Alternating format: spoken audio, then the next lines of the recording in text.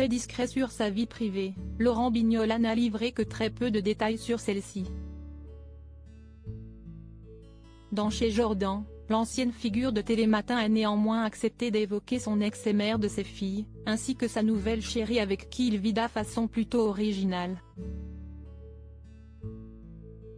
Pendant de nombreuses années, Laurent Bignola a formé un couple avec Nathalie Été, qu'il a épousée en 1998.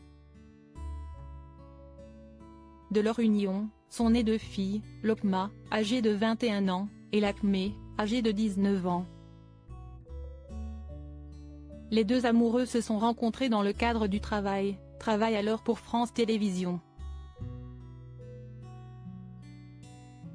Si est avec la même discrétion dans laquelle ils ont toujours évolué qu'ils ont décidé de se séparer il y a un petit moment maintenant.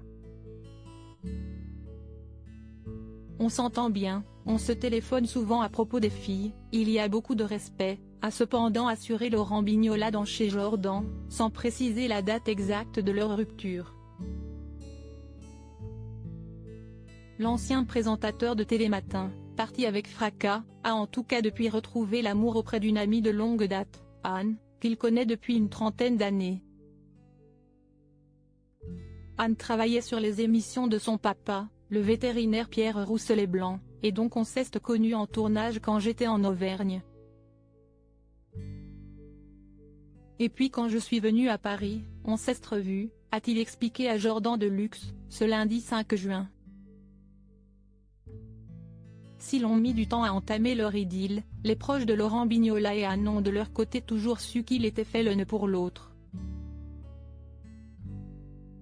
Nos amis nous disaient tout le temps, mais pourquoi vous ne vivez pas ensemble ?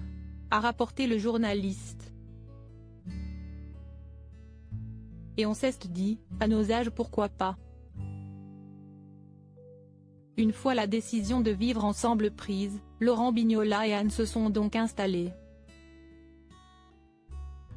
sur une péniche. Si est le projet qu'on a eu ensemble, a-t-il confié dans l'émission.